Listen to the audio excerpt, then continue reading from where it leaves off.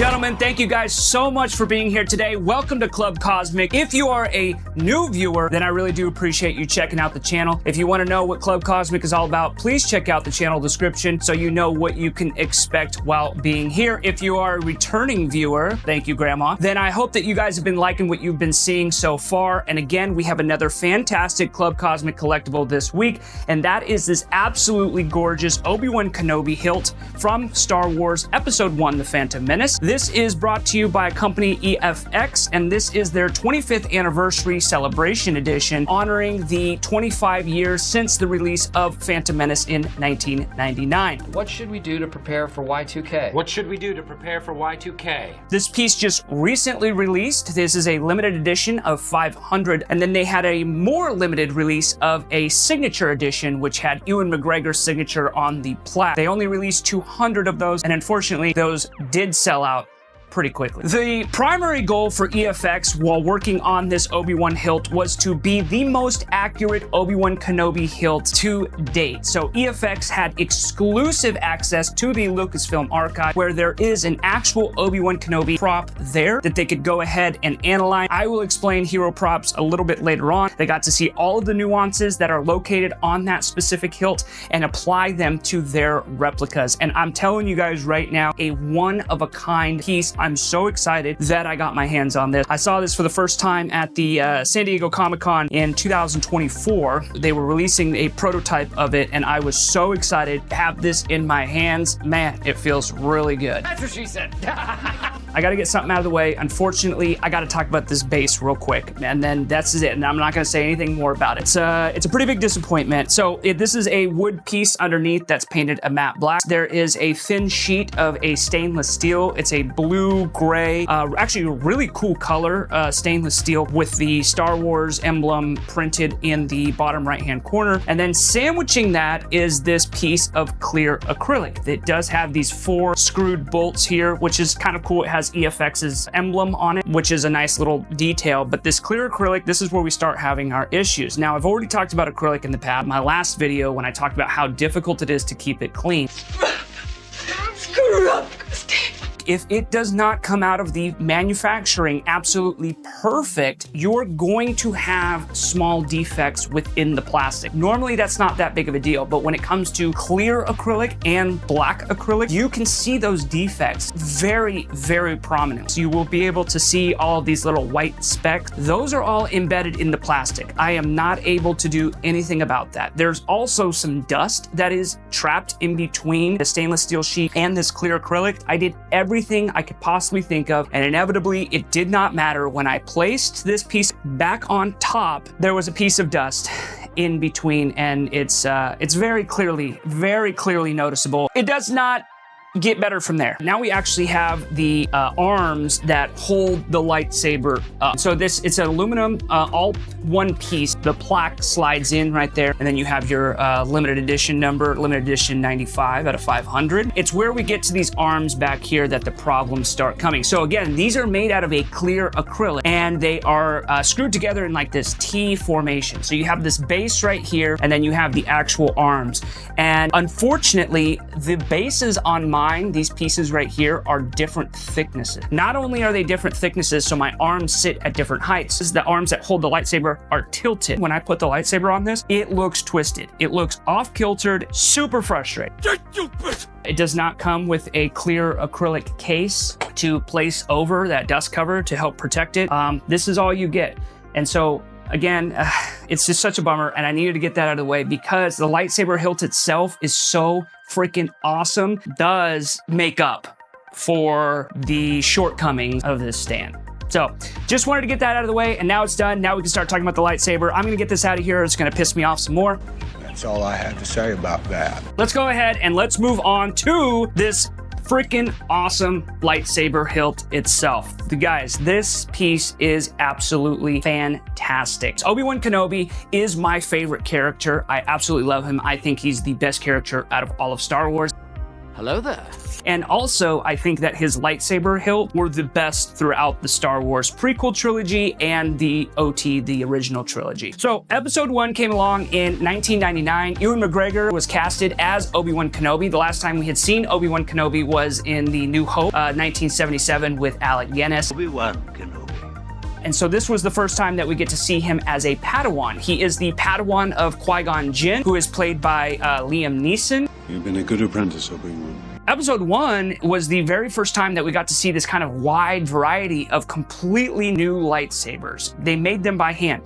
These were not CNC machined, they were completely done by hand, and so each one of them was completely unique. There was only a couple hero props that were actually made. Hero prop, what is that? A hero prop is a prop that we see up close in a movie, typically held by the main character. Any kind of close-up shot, you're gonna see the incredible detail of that piece. The other term that they use for lightsabers is called the belt hanger. And what that means is in Star Wars, when you see the Jedi walk across the screen or they're in a shot and you see their lightsaber just hanging from their belt, it's going to be the most detailed piece that you are going to see. The opposite of a hero prop is going to be a stunt prop, is used kind of how it sounds for any kind of action sequence. This is going to get replaced with a stunt saber, and those are typically made out of a rubber, and you lose a lot of detail. I also think it's pretty interesting to think about the prop masters for Phantom Menace. What they did is they ended up making several lightsaber hilts, and they put them in a box, and they walked around to each actor and they opened up the box, and they basically said, pick one. And so there's an actual documentary scene backstage where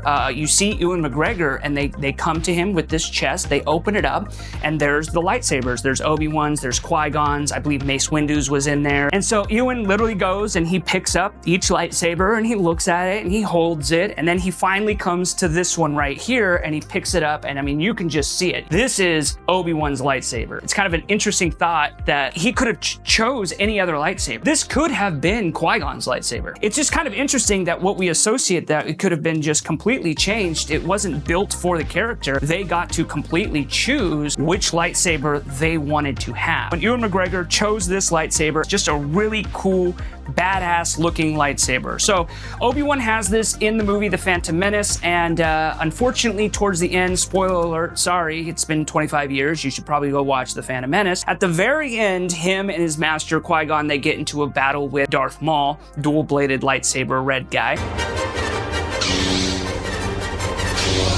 We do have that scene, Qui-Gon gets stabbed and Obi-Wan gets a little pissed off. And so he goes and he battles Darth Maul one-on-one. Darth Maul does end up kind of besting him and pushing him back. He loses his lightsaber, it drops onto the ground, and Darth Maul just kicks it off, and that's the last time that we see this lightsaber. Okay, so that's the little history of the Obi-Wan lightsaber. Let's go ahead and let's take a look at what makes this lightsaber so amazing and sets it apart from every other lightsaber. We'll start here at the pommel. This is where this lightsaber really is set apart from any other lightsaber that we see in the Star Wars universe. We get this really cool spike system. When EFX ended up actually taking a look at the screen used props, they noticed that the spikes right here have these gaps in between, and they are not evenly spaced. Some of them are closer together and others are farther apart. This piece right here, this is called the cover tech wheel.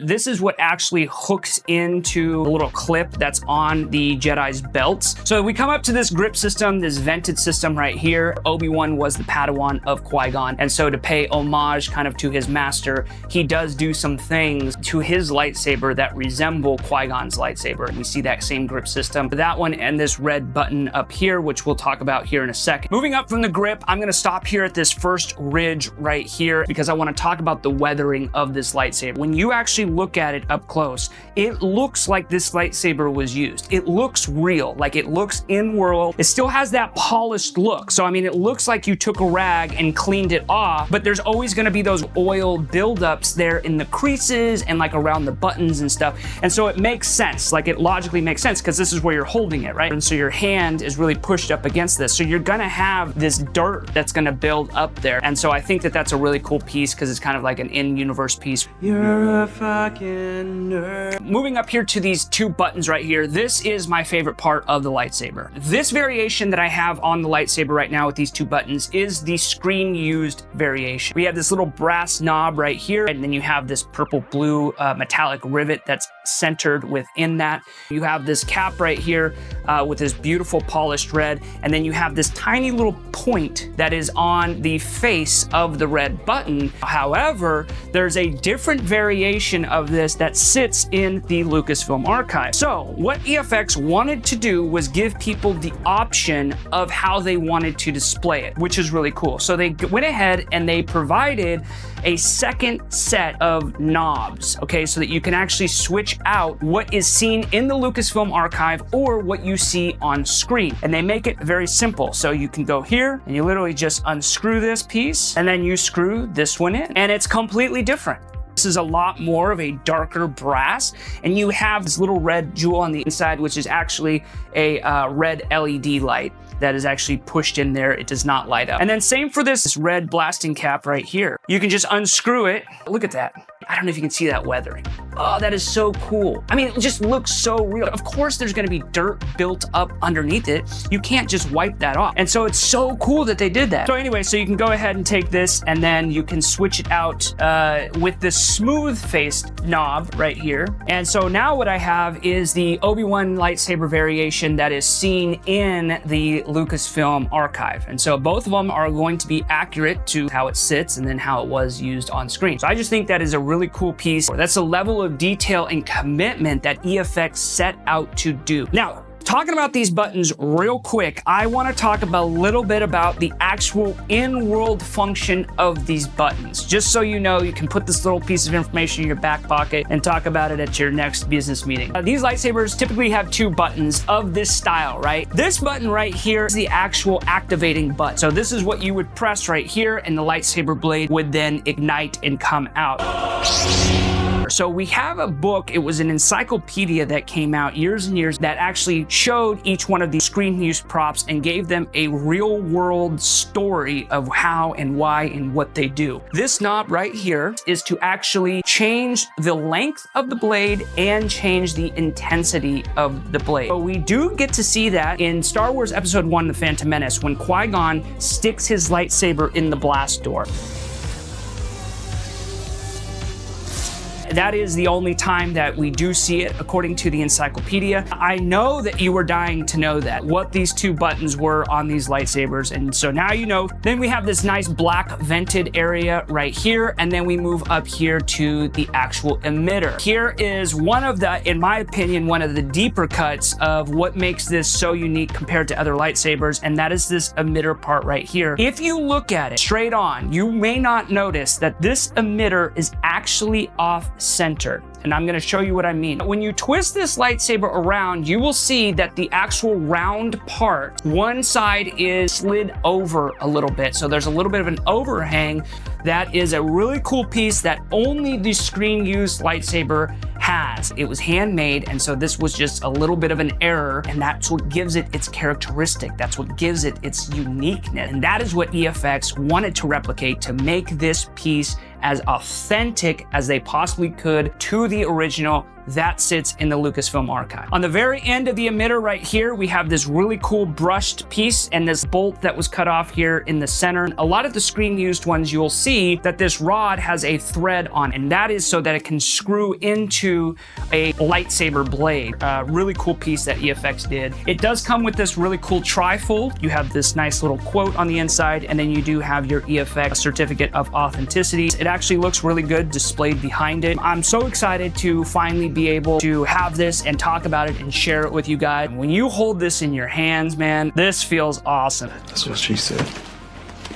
EFX really did do a fantastic job putting this lightsaber hilt together. They strove for accuracy, and in my opinion, they knocked it out of the park. Let me know down in the comments below what you think about this lightsaber hilt from EFX. I am also curious to know which lightsaber hilt is your favorite and what you would like to see EFX produce next. If you haven't already, please like, share, and subscribe. Turn on that notification bell so that you do not miss a Club Cosmic video. Thank you guys so much for joining me, and I'll see you next time in the club.